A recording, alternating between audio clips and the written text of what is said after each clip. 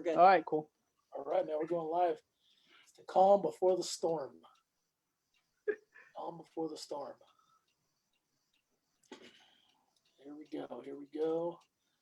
And it looks like we are. All right, we're here. We're live. Welcome back, everybody. It's Wednesday, so that means you're here with us for another edition of CV Tech Talk here on Facebook Live and on Twitter. So if you're double dipping, we appreciate you even more. So tonight we have one of my best friends in the entire world, my old college roommate. And I won't share any stories from those days because they're just for us. Thoughtful. Yes, this is my best friends ever. His name is James Bayakala. Originally from the Congo, but now he is as American as apple pie, and I take pride in that. So, James, welcome for joining us tonight. Here we're going to be talking about a project he's been working on called the Know Me Initiative. So, James, could you kind of kick this off and tell us a little bit about the Know Me Initiative and what you envision it to become? All right, thanks Adam and Catherine for having me. I really appreciate it. Really Know Me, it's a very young initiative. Really, it's less than 6 months, to be honest.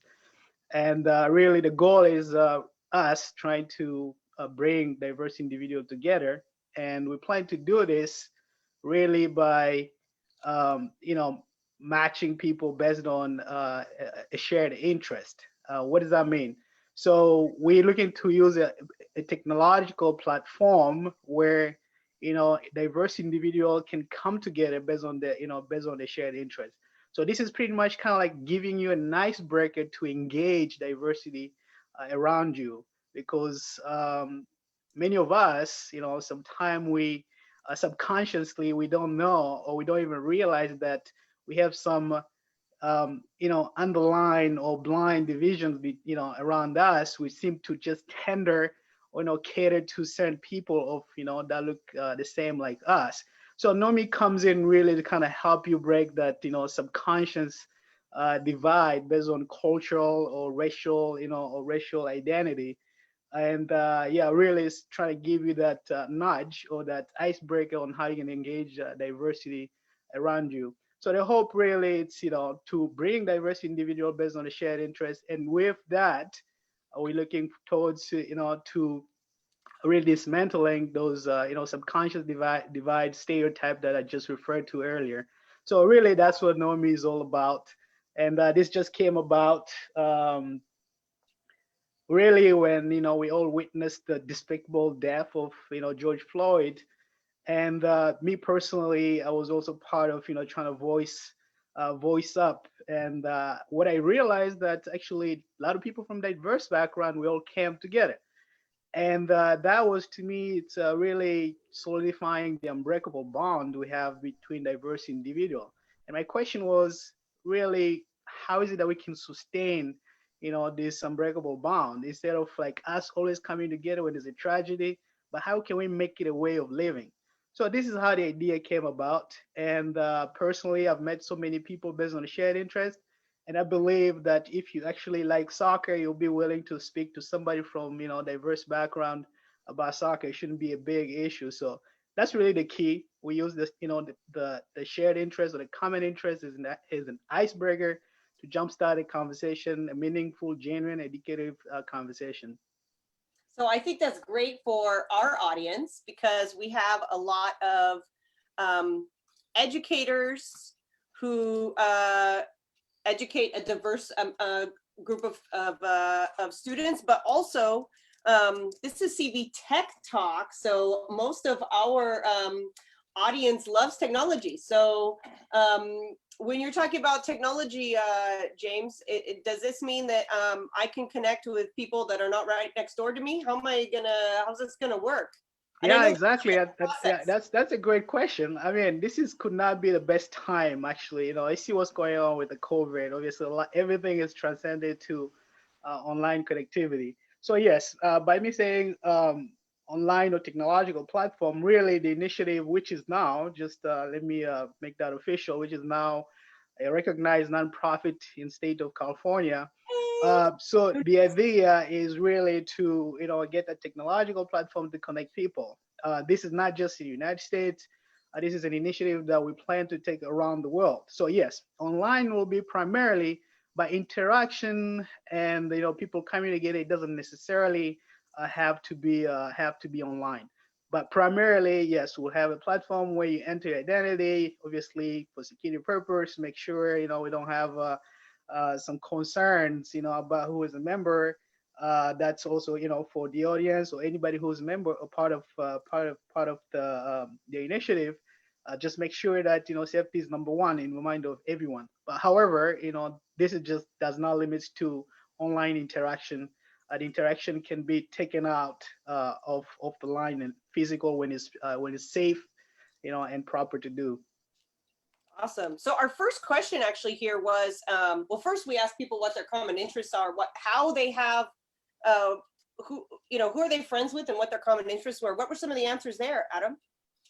I'm sorry. Say For the intro question.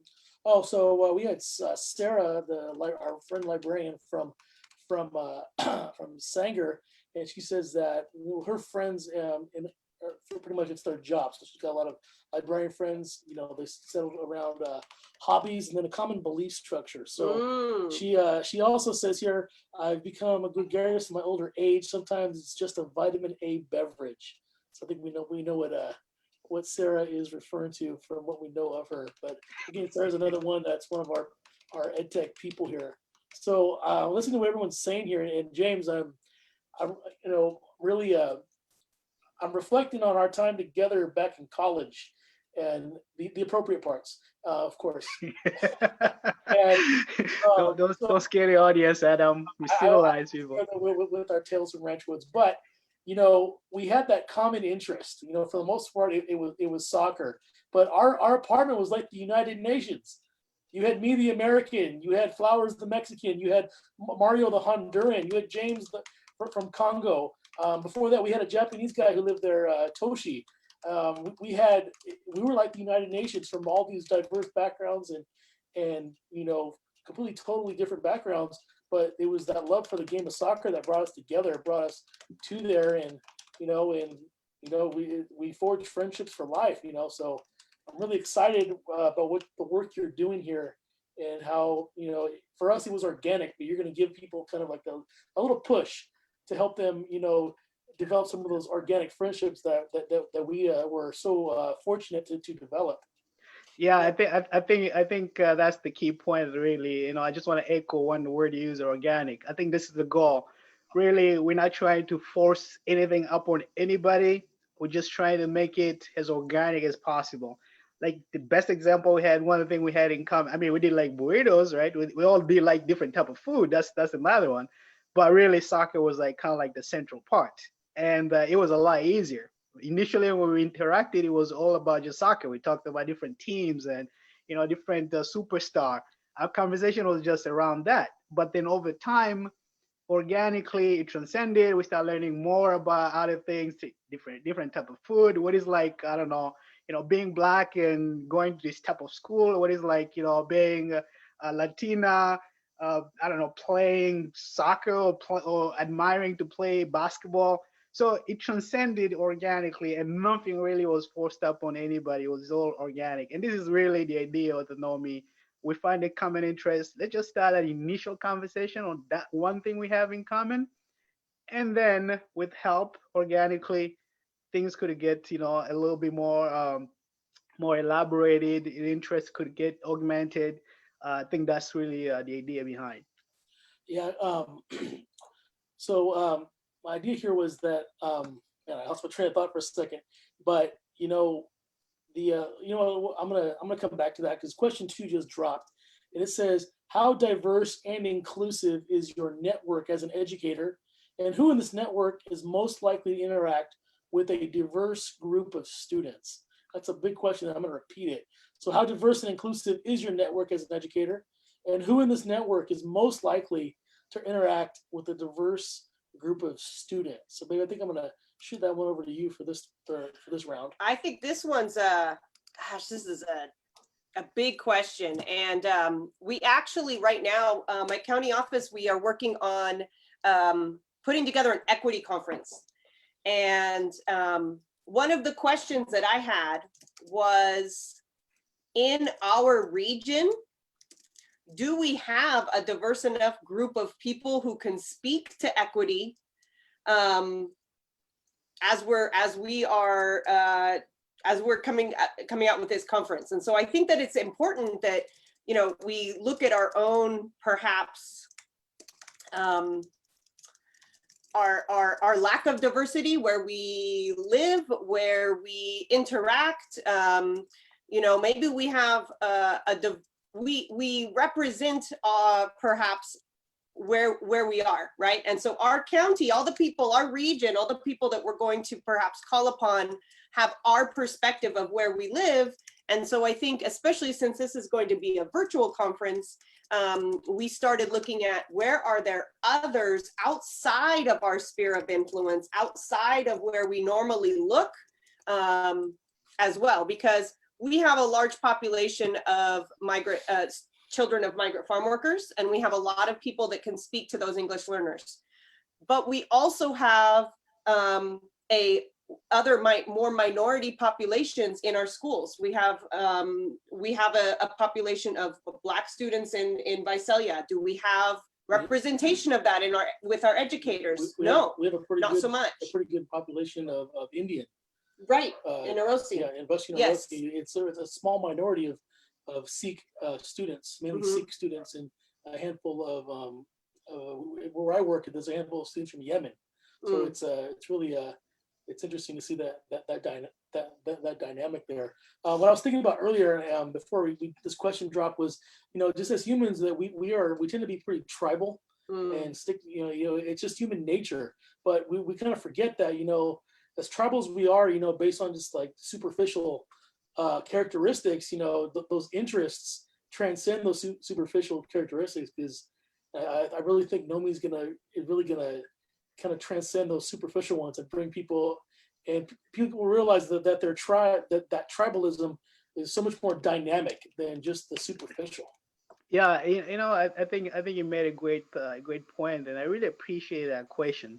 I just want to kind of jump in and elaborate a little more, just give my 2 cents, really. First of all, when we talking about diversity, obviously as an educator, I think it's very important in a way, right?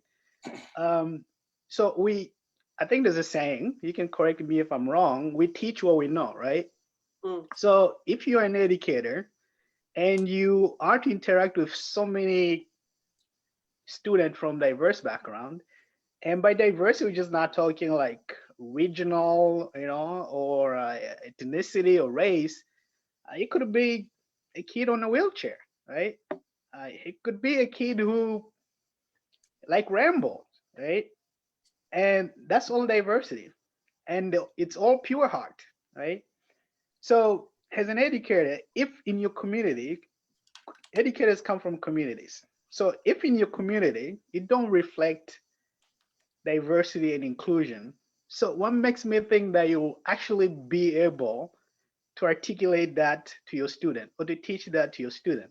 So I think it's a two-sides thing for me, right? It's really, it has to be on both sides. First of all, we have to make sure that the community which ties up to the point you both eloquently made, it ties up, you know, to the community where educators are coming from, right? We have to make sure that when you go through that, I don't know, 5 hours or 10 hours or 8 hours of teaching, you go back to, you know, your casa.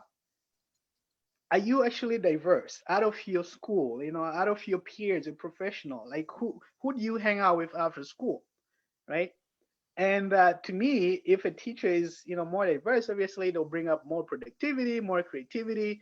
They will not be wondering why that kid in the corner is disengaged. Maybe they just don't feel, you know, included, or maybe they just don't feel acknowledged, or maybe because, you know, you just don't have the broader perspective, you know, of other people. Maybe for instance, like cultural sensitivity, you might be making jokes that's actually offending somebody else. But am I saying that I want to change a teacher to understand everyone's culture? No, that's not what I'm saying. I'm just saying like just having the nitty bitty of a tolerance to be curious, about others could be very helpful. Students will be more engaged and they'll understand better, what is coming on. And just the last point where Adam said about, this a tribal, mentality, which usually happens subconscious. I personally believe in, people's good heart. But yeah, it does happen. And this is exactly, I've seen myself sometime I moved to a new area and I just can't help myself. Oh, I fail totally to engage with the neighbors right around me. Right. And why is that? It's not like because I'm bigoted or anything. No, it's just sometimes I just try to stay in my lane. I don't want to cause trouble, or I feel already judged, or prejudged, or I feel like I'm probably gonna scare them. Both sides. So if I can feel that way, the other person likely also feels that way. So this is what Nomi really comes in and gives you the, icebreaker, like a first step really to engage diversity around you. And it's not one size fits all, but really this is one start, one step to go about, really breaking those, dismantling those subconscious divides between us. I like that, especially right now, because you're talking about it's really about we all do. You're not judging and saying, you're not diverse enough. What you're saying is, which I hear a lot from education right now, particularly in my own county and at the state level, is we want to recognize that it is important that we consider other a diverse group of individuals, but it's a matter, what I like what you're saying is it's a matter of connections and having those conversations and just learning. And I think that right now, because we are so isolated socially, we do at least have that opportunity to connect virtually as well, which is a little bit of what you're saying would perhaps be the driver of these conversations. So I like that. Adam, did you have something you were going to add though? Yeah, because something we were talking about again, James was kind of talking about the different means of diversity. So it with anything, a lot of times all of our disagreements and arguments aren't over what something is, but it's over semantics. It's what we think it means. And one of the where I work, when people say English learners, they think, okay, it's the students whose parents are from Mexico. Those are the English learners. But I learned more about English learners not from the kids that I serve, but actually the first English learner I really learned from was James. Because James, came to this country, hardly spoke a word of English. And your story of how you learned English, I use that when I train teachers. I have a whole session about how listening and speaking is so important for acquiring a second language. And I tell stories about how you learned English, and how a story you told me that I'll never forget, James, was about how when you first came to this country, when you lived in Philadelphia, you didn't speak a word of English, but you'd watch MTV and you learn from the rappers, and you figure that's how Black people are made to speak. So when you met us, you're talking like you're a rapper, and we make fun of you and tease you, but you explain that. I'm like, that was an earth-shattering moment for me. It was huge. And again, English learners aren't just from Mexico, like where I work. It's so many other things there, and there's so many layers to it. It's like an onion. So definitely, it's about semantics. And so when I say English learners, when I'm training a group of teachers in the East Coast, that's different from what teachers right here are think that to mean. Yeah. I mean, definitely, our backgrounds are always going to be informative on how we engage, people around us. Clearly, the example you just gave. So I have that background. Obviously, if I come across somebody who speaks, that same way how I spoke back then, I'll totally understand because I know where they're coming from. I'll have tolerance for them, right? I'll understand, and that's all it takes, really. Trying to put yourself on the other person's shoes. You don't have to become them, but at least you could have that tolerance. Honestly, if you don't have, that curiosity and tolerance to, to get a different perspective, then really I'm not so sure, that you're ever going to be able to understand what diversity is really. Yeah. So question 4 just dropped, and it says, "How do you diversify your network outside of your workplace, church, local club, etc.?" That, That's a tough that is one. a tough one. That's easier said than done. Besides checking out Know Me when it actually comes out, which we're looking forward to, um, you know, a great way to kind of begin doing that is social media. Just don't be afraid to reach out to people and try to connect. Professionally, the best advice I ever got when I started in my current job was to get on Twitter, because that's where all the experts are giving away their knowledge for free, and people who I never knew existed. So I just went on Twitter and I started trying to connect with people and asking questions, and just by doing that, the doors opened, tremendously for me to meet new people and get ideas that I've taken their ideas and I've run with them and synthesized them in my own ways, and it allowed me to really expand or really spread my wings professionally. So again, social media is a very powerful tool when used for good, which we're trying to do. And I think that's one way you can definitely take that first step in expanding your network outside of your comfort zone. Yeah. Yeah. I don't know if Catherine has something to add before I jump in here, like Go how. ahead. Okay. I mean, yeah, great point, Adam. So yeah, it's a very interesting question. I definitely want to acknowledge that question. This is just kind of goes back to what I alluded earlier, right? It's about, do we just tend to stick to our own people after it's all settled and done, after school, after that professional event you had, you go home, like who do you have a beer with, right? Who's your golf buddies? Is it people the same, or are they actually diverse, right? So I mean, yeah. For Normie, obviously, this is where we feel that we can play a role in a way. Yes, we have already, as Adam mentioned, you could connect on social media with friends and with friends or just random people, but we all know it's not that easy. It's not, it's easy said than done. You always have that thing on your back, like, why do I want to, come across as a stranger just asking a question? So Nomi will help you already have a stratified system where you could identify people or diverse individual of the same interest. Right? Let's say, I don't know, I have a friend, no, let's say we have an educator who's interested to, I don't know, study some anthropology, subjects, and they actually based in Buenos Aires or something. And Nomi will actually help you identify that person and also engage with them at a level, whether it's a professional level or maybe a cultural level. You have that structure and there for you already. You don't have to, it's not about hit or miss, right? You have a pool of people who share already your interests, and you simply have to tap in there. And you don't have to deal with, like, okay, how do I go about it? Or, what do I do first? How do I not come across as strange or weird? So Nomi will give you that platform where you just, right, by click of button, engage with people. You like it, that's fine. You don't, you move on, right? So this is where we come in. We're trying to make it easy for you so that you don't have that million questions like, who do I engage with, or who do I interact with? So that's exactly one of the things we're trying to simplify, because in our heart we all have that. You want to connect with people, but where do you start? That's the dilemma. And Normie is here to solve that, to give you that platform where there's a pool. Here's your interest. You want to talk about soccer? There's multiple people, multitude of people who want to talk soccer. You want to talk chemistry? You have those people. You want to talk beer? You have those people. You want to talk basketball? You have those people. So that's what we're trying to simplify here. Just give you that icebreaker, really. It's an icebreaker for you to jumpstart a genuine and a genuine educative interaction at all levels.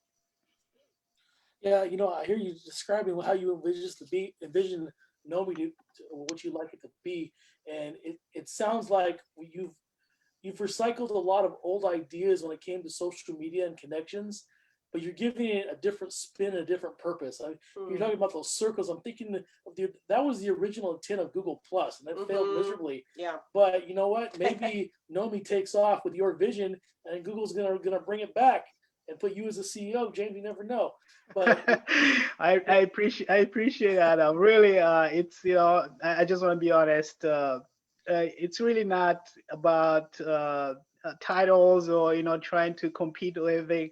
I think my team, which is really very small right now, so just a shout out that we are looking for anybody to come and join us, help the effort. Really, it's just us trying to help. We're a team of 7 right now. We're just trying to help see how we could make the world a better place, right?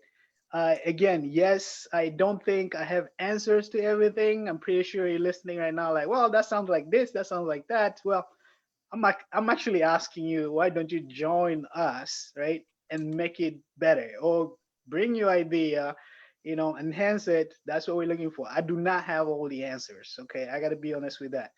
I'm still also learning through the process and getting ideas from the best of the best. And I think we actually in pretty good pace. And we believe, really, we believe that if the idea is great, there's a chance of actually succeeding. But obviously, without support, it's just dead on arrival. But so far, we've received a lot of tremendous, support, and we're thankful for that. But really, if you are listening, you feel like there's a part you can play in promoting diversity, dismantling subconscious divides between us.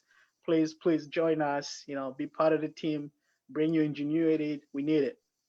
So what are ways that those that say, that sounds like something I believe in, I'm interested in, I like this idea, I like your values. What are some different things because there's many different levels that they can support, right? So what are some different ways that that people can learn more and join this initiative?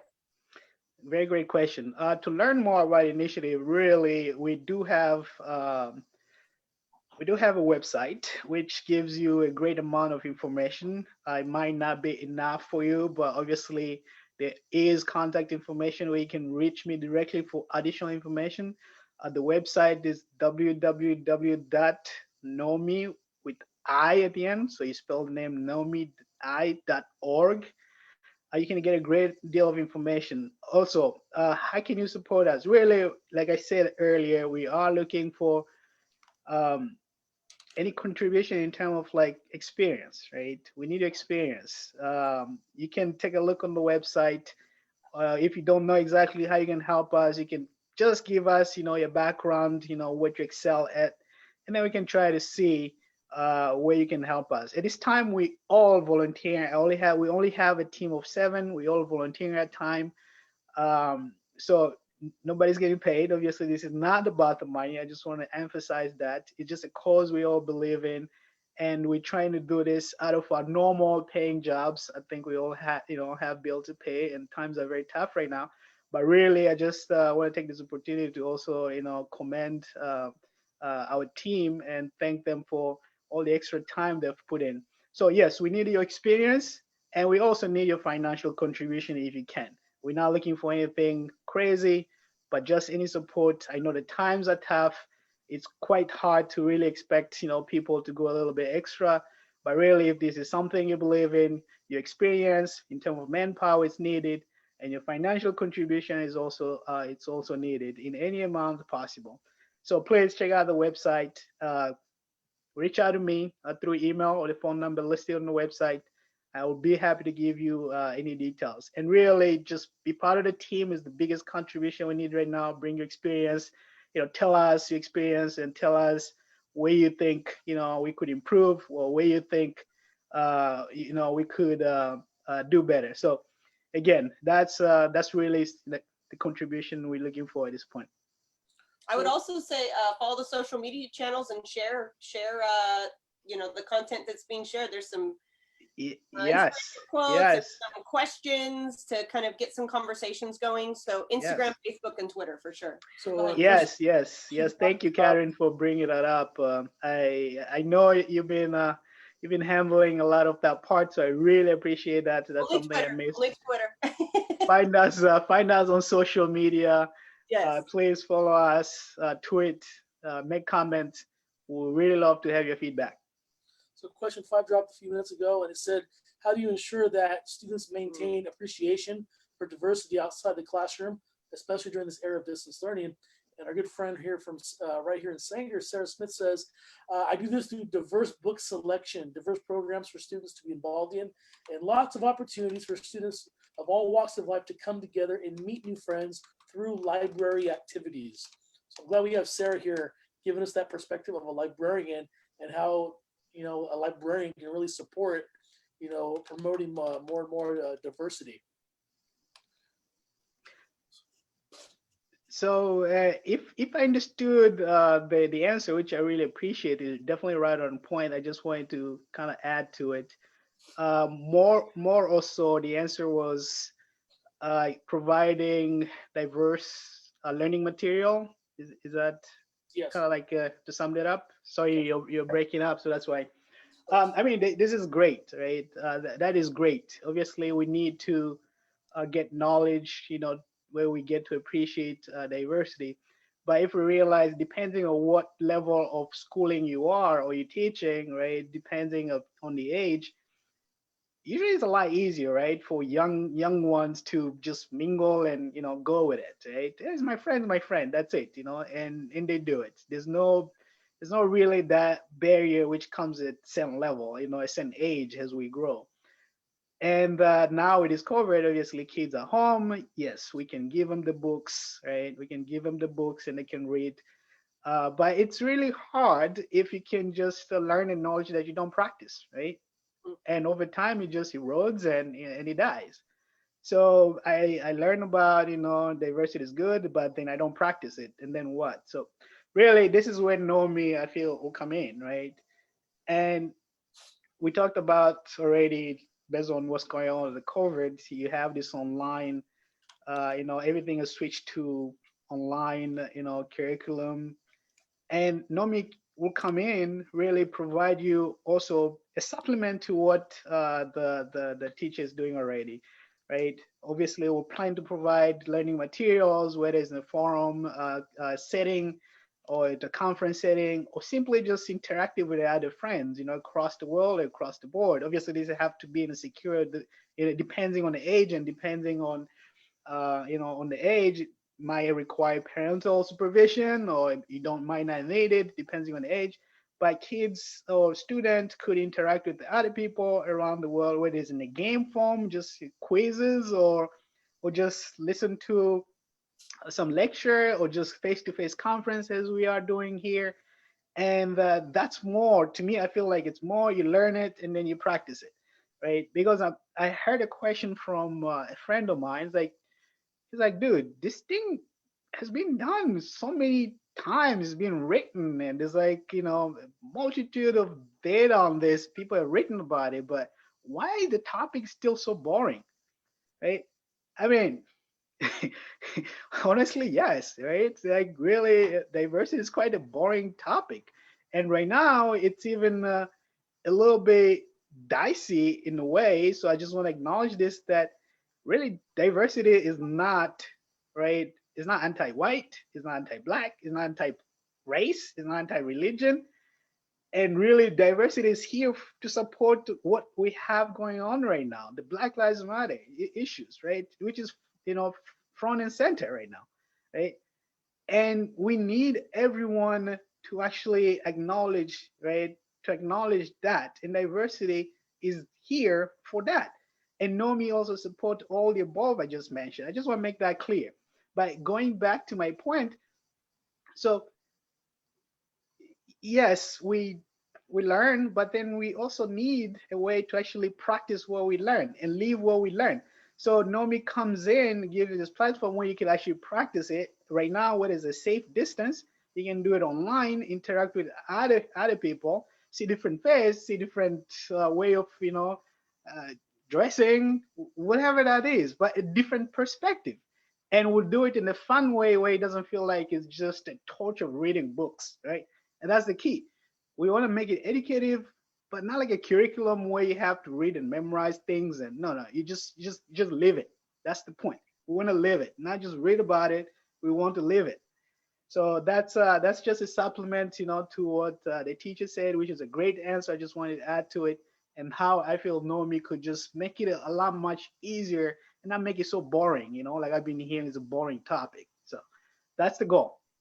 So I'm hearing what you're saying right now, and it got me thinking, about how again, how you're trying to connect people. And I'm thinking how we've done it in the classroom before. In our world, with what we do, there's a saying that we call, there's two ways to say. You can say, I'm going to do a mystery Skype or a mystery Hangout, which is where you connect with another teacher somewhere else in the world, and using the video conferencing to have the kids quiz each other, trying to talk and figure out where they're from by giving clues and not giving away the answer. It's something I've done a number of times, and it's very fun. But I think Nomi can be a real catalyst to kind of that's kind of been put on the back burner for a while.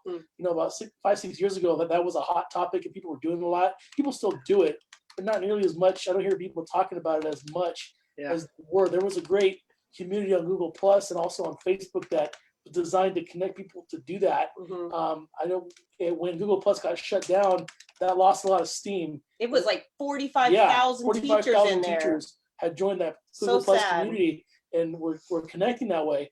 And then they resurrected it on Facebook, and it hasn't nearly grown. Only has hundreds. Yeah, it's not what it was. And I'm thinking about how Nomi could be a catalyst for that, to bring that back. What we were doing years ago, and can really resurrect that. So I'm excited to see how we can bring this into the world of education, and really, organically bring diversity, into our curriculum and into our pedagogy. And I'm glad that you like to use the word organic, James, because that's a big word we're in our world right now. Because our book, part of our title is organic. Yes. That's a coach an organic approach to supporting digital learning. So I'm really congratulations on that book, by the way. I still have to get a copy, right? We have the stickers came in today. Yeah. So Sarah Smith needs one. Yes. She already claimed one. We got plenty. Okay. All right. I'll be patient. Congrats. Yeah, it should be out next month sometime. So keep an eye out for Amazon and Barnes and Noble. What we were saying earlier when we did our little unboxing of the stickers, that the plan that we have is to, every time we come across some Barnes and Noble, we might sneak in there and autograph the copies that are there. So you may Easter eggs. Yeah, little Easter eggs right there for people to say, hey, they might be able to get an autographed copy if they find it in Barnes and Noble for free. So we're gonna have to travel. Yeah, I mean, hey, if we gotta come down to Irvine, I guess, James, right? Something Sarah Vandermeiden said is that travel is something that has helped her to increase that always helps with increasing tolerance and understanding and diversity.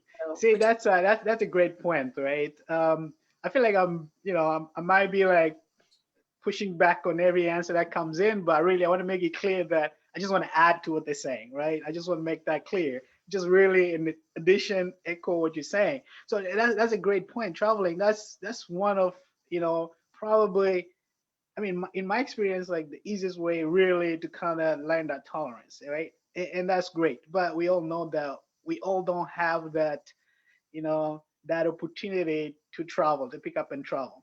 But if you look around you, really, every place that we go, those people, they're there around you, really, in your local area, right?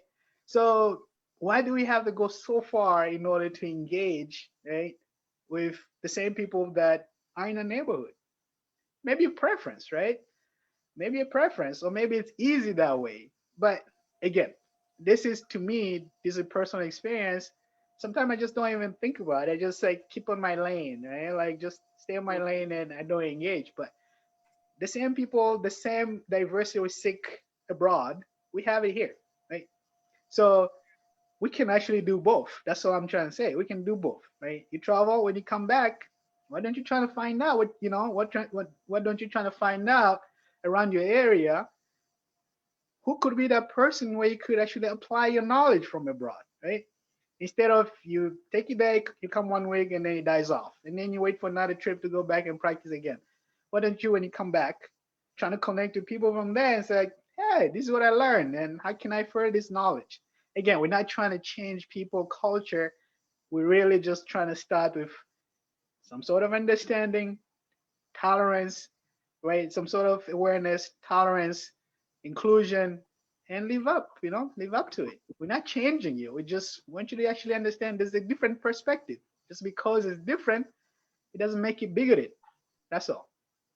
So one last thing, I'll kind of before we call it quits tonight, I want to kind of piggyback kind of what Sarah was saying about traveling and going back to my comments earlier about semantics.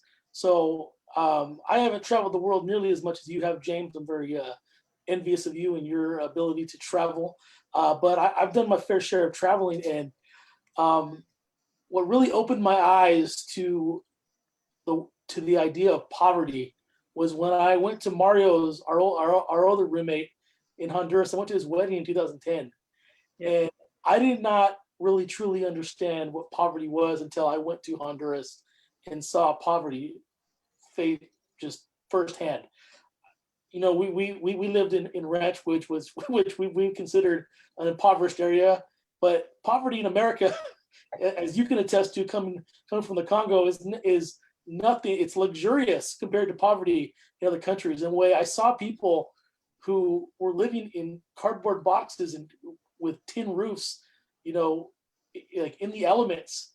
And what really struck me was that they didn't sit there and complain about it. It was just that they were living their best life, and they weren't complaining about it the way I see people here do it. And you know, and oh yeah, I don't have the house that I want. I'm like, really, man? I was in Honduras and saw poverty that I could never imagine in this country. And like Sarah said, traveling opened my eyes, and the semantics of it all for me evolved big time after that trip.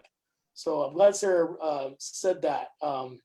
So before we sign off here, James, any last thoughts that you want to chime in real quick before we call it a night? Again, we appreciate you for having here, but any last words you want to give us before we call it a day? No, really. This, I really appreciate you guys bringing me on board and chatting. It's really a great opportunity trying to explain what we are doing. It is a birth of a child, so there's a lot of things that we are figuring out as we are going. But we believe in the cause. We believe this is very important. This is could help make the world a better place. Really, our goal is to dismantle these, subconscious divides between us, and we want to do this, by bringing people together based on a shared interest. So, really give you that first step, right? To give you a reason to start, okay? Because really, if you look around, we should be all asking ourselves, really, how much diversity is around you, especially in the United States where it's a boiling pot for diversity. So how much diversity is there? Really, out of your professional life, like who do you hang out with at your, a local bar? Who do you hang out with to go watch a soccer game, right? And really, is that enough diversity around you? And if not, then why you haven't taken the step to engage diversity around you? Is it because you're bigoted or you don't know where to start? And personally, I'll pick the last one. You just don't know where to start. And this is why Naomi comes in to give all of us, really, all of us a chance to jumpstart that conversation, really. And we all know with a genuine conversation, people end up understanding each other.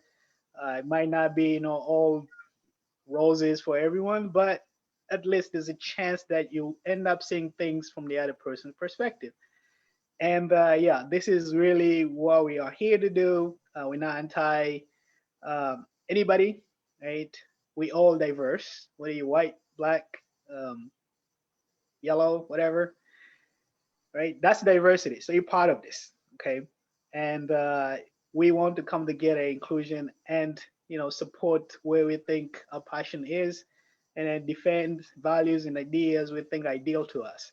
So really, again, thank you to you, Adam and Catherine, for bringing this up, and all the teachers. I know you guys are doing a fantastic job trying to figure out how to go back to school, trying to figure out this Zoom thing. I struggle with it myself all the time.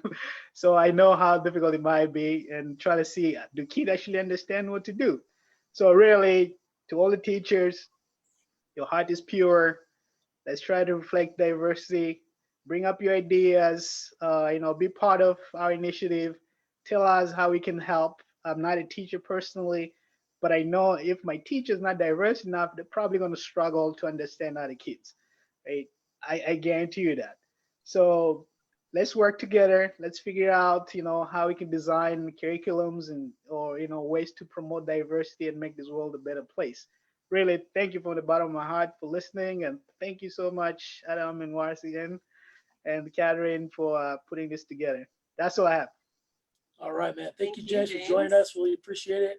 So again, everybody, it's the Know Me Initiative.